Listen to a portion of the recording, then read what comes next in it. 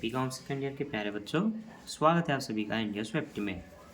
हम अभी पढ़ा रहे हैं कॉस्ट अकाउंटिंग में प्रक्रिया लागत विधि, प्रोसेस कॉस्टिंग, जहाँ पर आज हम आपको बताएंगे उदाहरण नंबर 2, जहाँ पर लिखा है एक वस्तु विक्रय योग्य बनाने से पूर्व 3 विभिन्न प्रक्रियाओं से गुजरती है।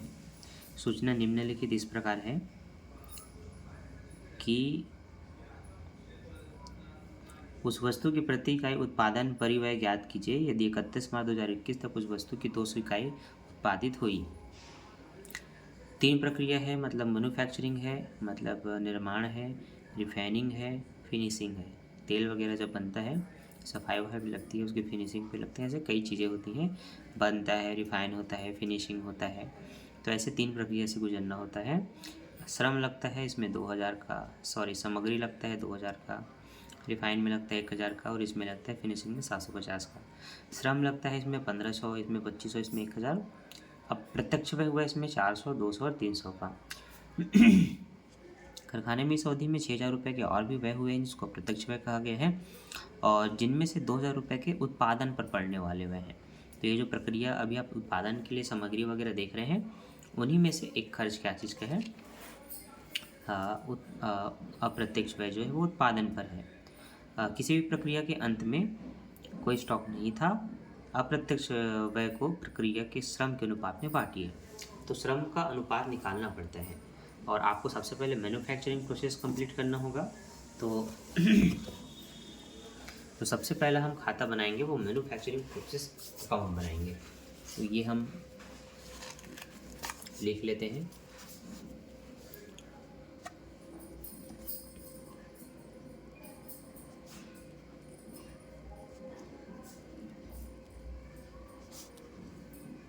Process account. कॉलम आपका नॉर्मल सा विवरण राशि रहता है, पर टन इसमें निकालने को बोला है, इसलिए हमने ये पर टन का हमने कॉलम बना लिया। ठीक है। ये आपका अमाउंट है, ये पर्टिकुलर है, ये पर टन का है, और ये आपका अमाउंट है।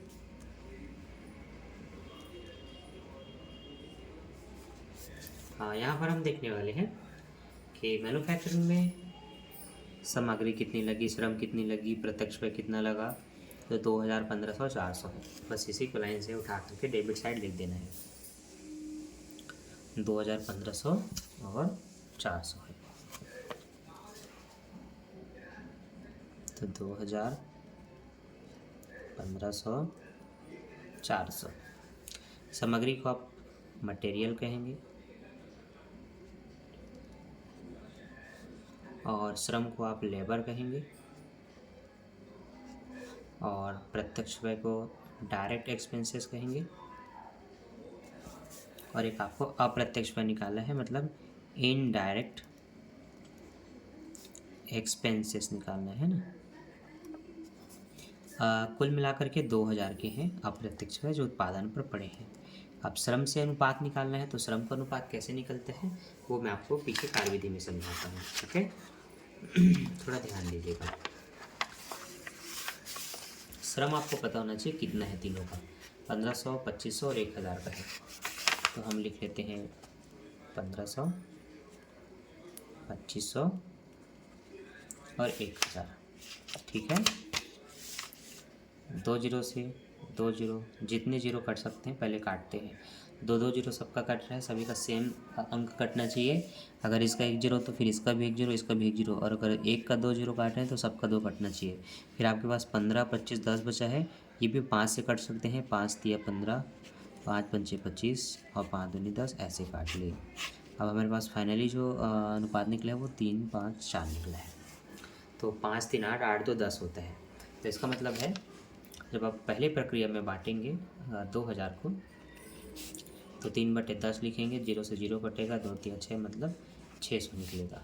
दूसरी प्रक्रिया को बांटेंगे तो वही 2000 फिर लिखेंगे, 5/10 लिखना है, 0 से 0 काटना है, 2 पंचे 10, मतलब 1000।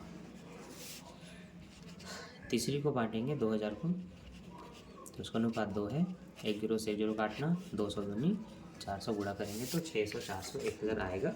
यही चीज़ आपको लिख करके आगे बढ़ना है। तो आप प्रत्यक्ष व्यय आप बता देंगे 600 पहले का, 3/10, 0 से 0 कटा, 2 तिया 600, तो ये आपने लिख दिया यहाँ पर 600। ठीक है, यहाँ जो टोटल अमाउंट आता है वो ट्रांसफ़र होता है अगली प्रक्रिया में।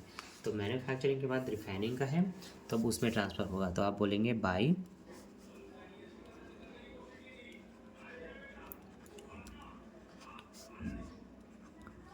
प्रोसेस अकाउंट, है ना। रिफाइनिंग प्रोसेस में ट्रांसफ़र हो जाएगा। कितना ट्रांसफ़र होगा तो इनको जोड़ सकते हैं आप, 2, 3, 3 और 4, 500, 4500। तो आप यहाँ पर टोटल अमाउंट में लिख सकते हैं 4500। ठीक, पर टन ज्ञात करना है तो आप देखेंगे इसमें कितने इकाई का उत्पादन हुआ है, 200 इकाई का। तो जितने का उत्पादन हुआ है उसी में से इनको हम भाग दे देंगे। तो 200 से भाग देंगे, तो भाग देने का काम आप कैलकुलेटर से कर लीजिए, या आपको बेसिक आता है तो आप अपने हाथ से भाग कीजिए। जैसा करना है वैसा कर सकते हैं। मैं आपको समझाने के लिए कैलकुलेटर की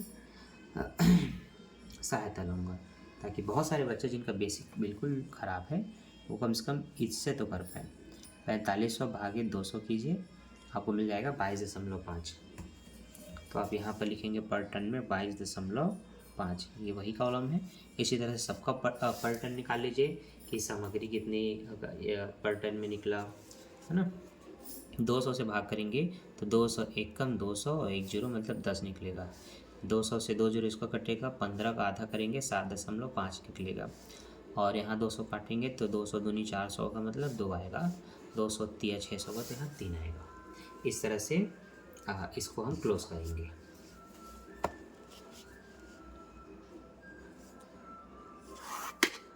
ठीक है, टेढ़ा दिख रहा है क्या आपको? सीधा है ये, टेढ़ा नहीं है, और जो दिखता है वो होता नहीं। ठीक है, कैमरा एंगल में टेढ़ा रख दिया हूँ, बातें। तो ये आपका 4500 रुपये यहाँ भी लिख देंगे, 4500 रुपये यहाँ भी लिख देंगे, और 1 साल का हम कंप्लीट कर चुके हैं। इस तरह से बनता है आपका प्रोसेस अकाउंट। अब यही रिफाइनिंग में ट्रांसफ़र होगा, और अगला जो अकाउंट बनेगा वो रिफाइनिंग का ही बनेगा। तो अब हम बोलेंगे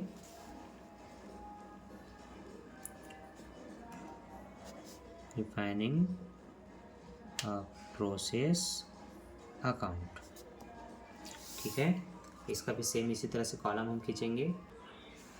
हाँ, तो कॉलम हमने इस तरह से खींच लिया है। अब हम स्टार्ट करेंगे। तो जो रिफाइनिंग में ट्रांसफ़र होने वाली थी वो मैन्युफैक्चरिंग से होने वाली थी, तो जो 4500 है उसको सबसे पहले लिखेंगे इस तरह से टॉप में, और किससे बताएंगे, टू मैन्युफैक्चरिंग प्रोसेस अकाउंट, इस तरह से लिख के बताएंगे कि ये कहाँ से आया, मैन्युफैक्चरिंग से आया। अब यहाँ पर आप इसका मटेरियल लिख लीजिए, और इसका लेबर लिख लीजिए, और इसका डायरेक्ट एक्सपेंसेस लिख लीजिए, फिर इसका इनडायरेक्ट एक्सपेंसेस भी लिखना है। इस तरह से चारों को लिखना है। तो हम देखते हैं क्या क्या है। 1000, 2500, 200, 1000, 2500, 200, और हमने जो निकाला था 1000 निकाला था, तो ये हम लिखेंगे अप्रत्यक्ष व्यय 1000 रुपये। ठीक है, सबको लिख दिए। अब सर इनको जोड़ लेते हैं, कितना हो रहे हैं, तो 2500 और ये आपका 5, 7, 8, 18,000 हो रहे हैं बच्चों। कितना हो रहे हैं, 18,000 हो रहे हैं। शायद मैंने ज़्यादा जोड़ दिया। 4, 6, 7, 8, 9,200 हो रहे। ठीक, मैं किसी को शायद 10 मान लिया था, वैसे 1,000 है दोनों, तो 9,200 हो रहे हैं। तो यहाँ पर हम टोटल अमाउंट में लिख सकते हैं 9,200, यहाँ भी लिख सकते हैं 9,200, और यहाँ पर बता देंगे अब ये ट्रांसफ़र होगा बाई किस में होगा, फिनिशिंग में।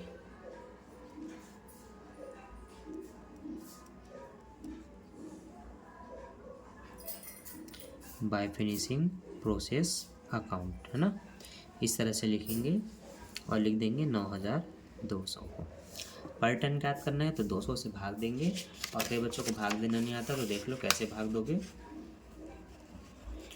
ना। आप निकाल रहे हैं पर टन निकालने के लिए 2 जीरो से 2 जीरो काटना, फिर 2 एकम 2, 2 चौक 8, 1 बच्चा, 2 छक्के 12, 46 आया। तो इस तरह से आप अपने पर टन को निकालिएगा। तो यहाँ पर लिख देना है 46, ठीक है, 0 0 लिख सकते हैं, तो सिर्फ 46 लिख तो कोई दिक्कत नहीं है। इसी तरह से इन सबको भी भाग दे के निकालना पड़ेगा। तो इसका तो आप निकाल चुके हैं 22.5। इसका 2 जीरो से 2 जीरो काटेंगे, 10 को 2 से काटेंगे, 2 पंचे 10, 2 जीरो से 2 जीरो काटेंगे, 25 को 2 से काटना पड़ेगा तो इसका 12.5 आएगा, 200 एकम 200 आएगा, 200 पंचे 1000 आएगा, और ये तो फिर वही 46 का 46 आप लिख सकते हैं यहाँ पर, और नहीं भी लिखेंगे तो इस तरह से आपका ये कंप्लीट होता है रिफाइनिंग का। तो पहले मैन्युफैक्चरिंग बना, रिफाइनिंग बना, अब फिनिशिंग का बनेगा। तो अब हम बोलेंगे फिनिशिंग प्रोसेस अकाउंट, है ना। फिनिशिंग प्रक्रिया में जो जो लगेगा उसको लिखेंगे। तो सबसे पहले हम बताएंगे कि ये जो फिनिशिंग में आ रहा है वो रिफाइनिंग से आ रहा है। तो टू रिफाइनिंग प्रोसेस अकाउंट, है ना। ये पर टन के लिए मैं छोड़ देता हूँ इस तरह से। रिफाइनिंग प्रोसेस अकाउंट का हम बता देते हैं कि 9200 आया। अब मटेरियल कितना लगा है 750, 1300, तो ये 750, ये 1000 और ये 300। बता देते हैं कि एक है मटेरियल का, एक है लेबर का, और एक है क्या कहते हैं इसे डायरेक्ट एक्सपेंसेस, और एक होता है इनडायरेक्ट एक्सपेंसेस। ये कितना निकला था बच्चों, ये निकला था 400 रुपये। तो यहाँ पर हम लिख देंगे 400 रुपये, ठीक है। इस तरह से ये जो टोटल आया ये अब ट्रांसफ़र कैसे हम नहीं होगा, अभी फिनिश हो जाएगा। फिनिशिंग में सब फिनिश ही हो जाएगा। तो आप फिनिश करके इसको लिखेंगे बाय फिनिश,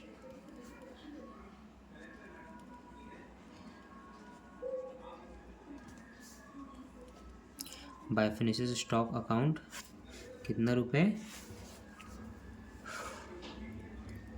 9 और 10 10 11 400 650 11,650 हो रहे हैं। तो आप यहाँ पर लिख लेंगे पहले 11,650 और क्लोज कर देंगे। सेम चीज़ यहाँ 11,650 लिखेंगे, सेम चीज़ यहाँ 11,650 लिख के क्लोज करेंगे। पर टन ज्ञात करना है तो 200 से भाग दे दीजिए। यहाँ पर इन सब का पर टन आप निकाल के लिखेंगे कितना कितना आ रहा है, और 200 से भाग दीजिए, निकल जाएगा। मैं लास्ट वाले का निकाल देता हूँ क्योंकि वो ज़रूरी होता है।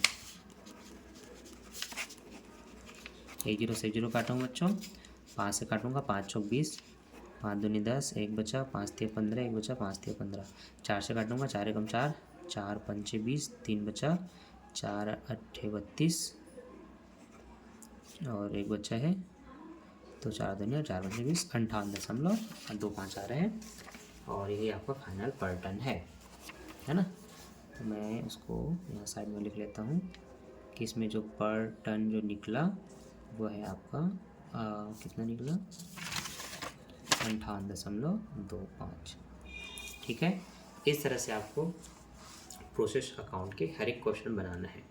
अभी आपको मैंने एक एग्जांपल के क्वेश्चन बना के बताया, इसके आधार पे आप अपने क्रियात्मक के प्रश्न पहले दूसरे तीसरे को बना सकते हो। और इससे पहले मैंने क्रियात्मक के पहले प्रश्न का हल करके वीडियो अपलोड कर दिया है, आप जाके देख सकते हैं। प्रश्न तीसरे का भी मैंने आपको आंसर बता दिया है, और इसीलिए मैंने एक एग्जांपल भी आपको बना के बता दिया। बाकी आप क्वेश्चन नंबर 2, 3 ये सब बना के देखें, बन जाएगा। मिलता हूँ नेक्स्ट वीडियो में। वीडियो को एक लाइक कर देना और दोस्तों के साथ शेयर जरूर कर देना। और जो भी डाउट होता है इंक्वायरी के लिए आप कमेंट कर सकते हैं। ऑनलाइन क्लास लेना चाहते हैं ताकि जल्द से जल्द आपका कोर्स कंप्लीट हो जाए, मात्र 20 से 25 दिन में मैं आपका कोर्स कंप्लीट करवा देता हूँ कॉस्ट में। बिजनेस मैथमेटिक्स स्टैटिक्स पढ़ना है तो वो आपको केवल 1 हफ्ते के अंदर में कंप्लीट करवा दूंगा। अगर आप धीरे धीरे कंप्लीट करवाना चाहते हैं एकदम विस्तार से पढ़ करके, तो उसमें आपको ज़्यादा से ज़्यादा 20 दिन लगेगा, उससे ज़्यादा नहीं। 1 हफ्ते में आपका कोर्स कंप्लीट हो जाता है। चार्जेस उसके केवल 999 रुपये है, मतलब 1000 रुपये है। ऑफलाइन क्लासेस में मैं 3000 रुपये लेता हूँ एक सब्जेक्ट का। अगर आप यहाँ बिलासपुर में हैं तो लोकली आप आगे पढ़ सकते हैं, इसमें आपकी बेसिक और स्ट्रांग होती है। क्योंकि ऑनलाइन में क्या है, मैं अपना कोर्स कंप्लीट करवा के ख़त्म कर देता हूँ। ऑफलाइन में अगर 3,000 ले रहा हूँ तो बच्चों को जड़ से गणित सिखाता हूँ, जिसमें जोड़ना घटाना गुणा भाग बेसिक एडवांस रहता है, ताकि आपकी आने वाले समय में जो भी गणित बनाए कॉम्पिटिशन एग्जाम का वो अच्छे से बने। तो जैसे ही आपको सुविधा लेना आप ले सकते हैं। तो अभी के लिए bye, thanks for watching. Contact कर सकते हैं 6261618289 पर। बाय बाय बच्चों।